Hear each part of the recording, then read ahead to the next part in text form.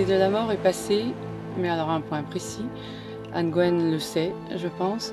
La veille de l'Ascension, elle était transportée à Nantes.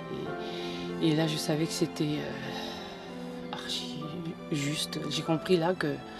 Parce que tant on disait elle va être transplantée, on attend en donneur, on se dit bah oui, il va y avoir un donneur, c'est presque évident quoi. Quand on n'est pas dedans, quand on n'est pas concerné d'abord.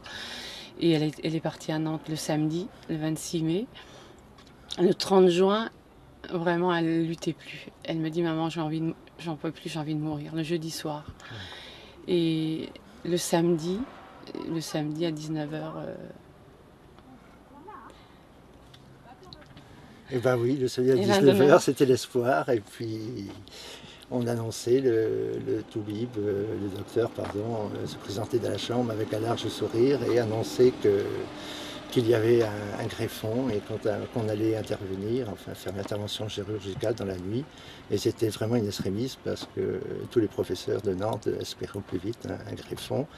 Elle était vraiment, je le répète, dans un état absolument critique. Et une voisine, malheureusement, Géraldine, même problème. Et bien, malheureusement, elle n'a pas eu le greffon à temps et est décédée, ce qui a marqué Anne-Gwen, bien sûr. La dialyse n'a pas été simple parce que dialysée toutes les nuits, elle se retournait dans son lit, donc le tuyau se coinçait, l'alarme se mettait en route, donc on l'a surveillée, on était réveillés nous-mêmes, on travaillait tous les deux, 3 fois par nuit, alors que bon, c'est vrai que ça a duré quand même plus d'1 an.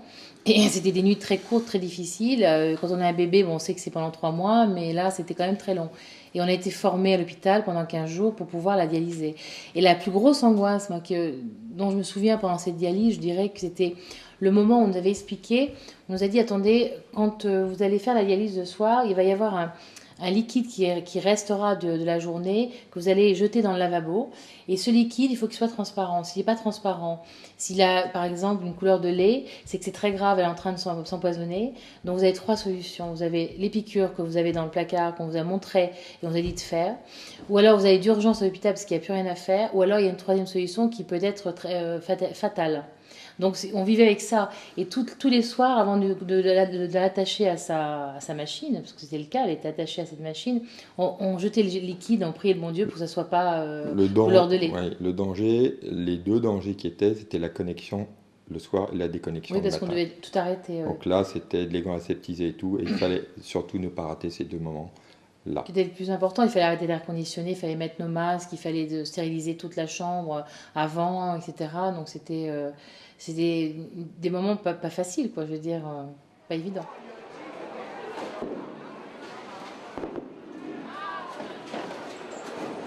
Ils m'ont privé du sel, du sucre, donc je pouvais pas aller aux anniversaires.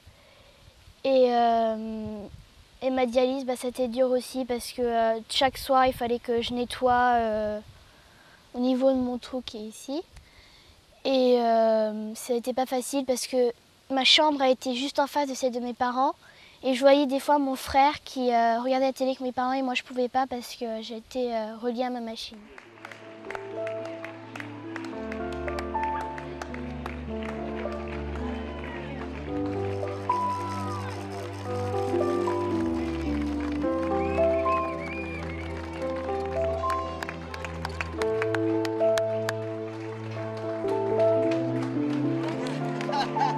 C'était super, bravo.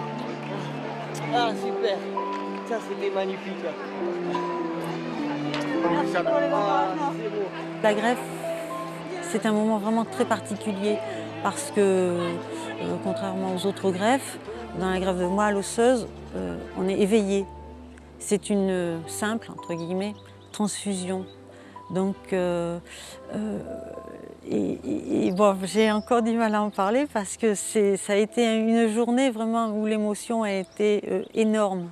Parce qu'il y a cette poche là qui arrive, qu'on vous met, et puis quand on est en chambre stérile, on a une perfusion avec un tuyau très très long qui fait 3 mètres, 3,50 m pour nous permettre de...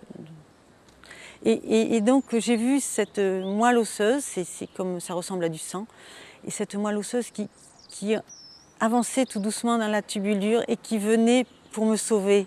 Et ça a été un moment, et donc j'étais entourée, enfin il y avait de l'autre côté de la vitre, il y avait ma fille, ma mère, ma belle-sœur. Et ça a été un moment vraiment très très très intense en émotion. Et bon, c'est vrai que j'ai encore du mal à en parler. Tu te dis, la vie arrive. La vie arrive, voilà, c'était vraiment la vie qui arrivait, parce que sans cette moelle qui arrivait, puisqu'on venait de me détruire complètement mon système immunitaire, ma production de globules rouges, de plaquettes, etc.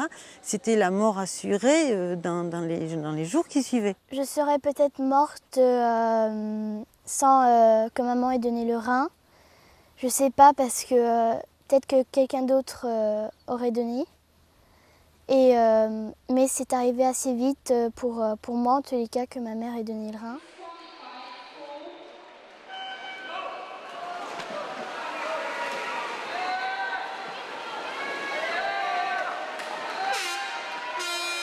Allez, Cynthia! Allez, Cynthia!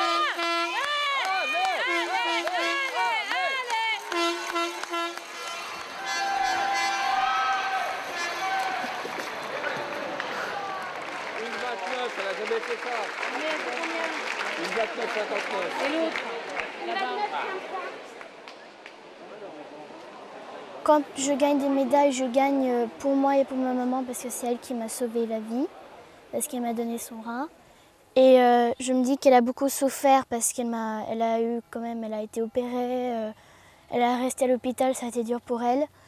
Et si c'était quelqu'un de mort, ça m'aurait beaucoup, ça m'aurait déplu. Mais je suis contente que ce soit un donneur vivant parce qu'il n'y en a pas beaucoup et c'est mieux que ce soit des vivants. Au départ, tout au départ, je me souviens, j'ai pas mal pleuré. Juste après la transplantation, il y avait les larmes qui venaient. Bon, on m'a expliqué que c'était un peu les médicaments. Il n'y a peut-être pas que ça. Un mois après avoir été mis sur liste d'attente, être appelé, être greffé, bon, la première pensée, bien sûr, aux donneurs, mais également aux gens qui sont en attente depuis des mois, depuis des années, puis qui n'ont rien. Pourquoi moi, qui suis ni meilleur ni pire qu'un autre, quoi? Pourquoi moi et pas les autres? Ça, c'est quelque chose qui me travaille encore aujourd'hui. C'est quelque chose que... Je ne vais pas dire que c'est une injustice, puisque c'est moi qui en bénéficie, mais vis-à-vis d'autres personnes, oui, je me sens complètement redevable. Et puis vis-à-vis de mon greffon, encore plus, par une hygiène de vie beaucoup plus stricte que ce que j'avais avant, quoi. L'annonce de la transplantation, je crois que c'est terrible. Vous êtes partagé entre deux sentiments. Celui de l'espoir, je le disais tout à l'heure, formidable, votre fille, votre enfant va être sauvé. Et puis vous ne pouvez pas vous empêcher évidemment de penser à celui ou celle qui est décédé, à sa famille, ses proches. C'est un malheur qui crée un bonheur. Et ça, c'est terrible et puis c'est merveilleux à la fois, quoi. Maintenant, ça fait 2 ans que je suis transplantée. Donc je pense que même si on ne peut toujours qu'être redevable de ce donneur-là, il faut, je pense que être transplanté, il faut aussi réussir à l'oublier. C'est-à-dire qu'on a été guéri d'une maladie. Je pense que quelqu'un de transplanté, c'est pas quelqu'un qui est malade. Donc il faut pouvoir vivre comme une personne normale. Donc le donneur, c'est un geste qui a été anonyme, gratuit. Donc il faut pas qu'on se sente toujours redevable de ce donneur. Sinon, je pense que la vie psychologique devient trop difficile. Ceci dit, quand on vit des moments... tout à l'heure, on parlait de médailles et de ne pas avoir de médaille. Moi, je crois que justement, le fait d'avoir une médaille, à la limite, je la dédie à cette personne. C'est dans des moments forts comme cela qu'en fait, on est encore plus déçu. Je crois parce qu'on est déçu pas que pour soi, mais déçu un peu pour 2 personnes. Donc la relation à mon donneur, maintenant j'y pense souvent effectivement quand je fais justement des exploits sportifs, des choses comme ça. Et c'est vrai que j'y pense que dans les moments qui sont des moments de bonheur en fait.